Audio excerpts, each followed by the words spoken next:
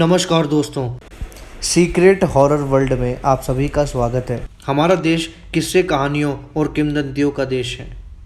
यहाँ हर प्रांत में अनेक ऐसी किंवदंतियाँ मौजूद हैं जो जितनी दिलचस्प लगती हैं उतनी ही अविश्वसनीय भी होती हैं। इन अविश्वसनीय किस्सों और कहानियों को सबूतों और तर्कों के अभाव में कभी भी पूर्ण सहमति नहीं मिलती। कुछ लोग इनके होने पर संदेह रखते हैं और कुछ लोग इन पर विश्वास व्यक्त करते हैं। आज का हमारा यह एपिसोड 3 चुड़ैलों पर आधारित है। यह एक सत्य घटना पर आधारित है और जिनके परिवार में यह घटना घटी वह नहीं चाहते हैं कि उनका नाम इस कथा के साथ जुड़े, इसलिए यह कहानी मैं आपको काल्पनिक नामों के साथ सुनाऊंगा। यह कहानी मध्य प्रदेश के एक छोटे से गांव नीमच की है। इस गांव में एक खुशहाल परिवार रहता था। उस परिवार के 2 बेटे, उनका नाम अभय और शौर्य, उनके माता पिता और दादा दादी और एक छोटी बहन सीमा के साथ रहते थे। वहाँ एक खुशहाल परिवार था। परिवार में सब लोग बहुत खुश थे क्योंकि अभय और शौर्य की शादी होने वाली थी। सारा परिवार शादी की तैयारियों में लगा हुआ था।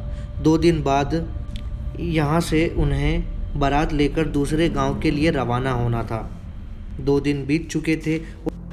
पूरा परिवार और साथी रिश्तेदार इनके घर पर इकट्ठे हुए और यहाँ से निकलने की तैयारी शुरू कर दी।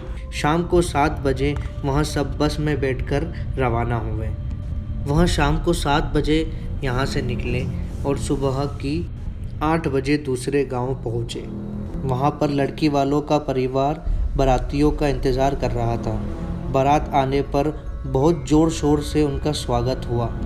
छोटी बहन सीमा सबसे आगे भागकर दुल्हनों से मिलने चली गई। शादी की सारी रस्में ख़त्म होते होते शाम हो चुकी थी और दुल्हनों की विदाई का समय शुरू हो गया था। दोनों दुल्हा दुल्हनों के जोड़ों ने अपने माता पिता और परिवार के सभी बड़े बुजुर्गों का आशीर्वाद लिया और वापसी के लिए अपने ससुराल वालों के साथ रवाना हुए। उनका सफ़र खुशल मंगल, हंसते गाते मौज करते हुए कट रहा था। अब तक तो सब कुछ बहुत अच्छा चल रहा था।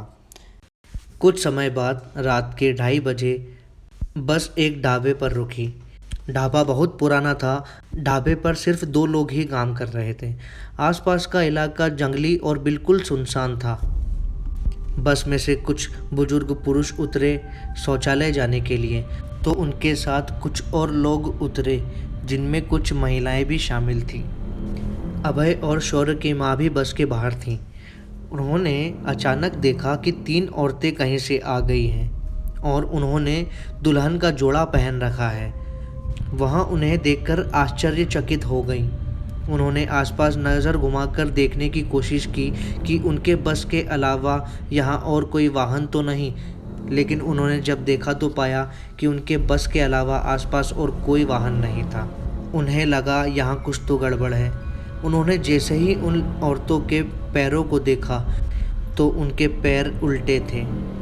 वह अपनी भाषा में घबराते हुए सबको बोली, जल्दी चलो, कुछ देख लिया है, जल्दी बस में बैठो। सब लोग बस की तरफ बढ़ने लगे। सब लोगों ने अपने कदम जल्दी जल्दी बढ़ाए और बस में बैठे तो वह तीनों औरतें उनके पीछा करने लगी। इतने में सब लोग भागकर बस के अंदर चढ़ गए तो उन औरतों ने अपना असली रूप दिखाया। उनका असली रूप इतना भयानक और डरावना था कि उनके रूप को देखकर कुछ लोग बस में ही बेहोश हो चुके थे। बस ड्राइवर ने बस बहुत तेज़ी से भगाई। उसके बाद भी वहाँ तीनों चुड़ैलें उनका पीछा कर रही थीं।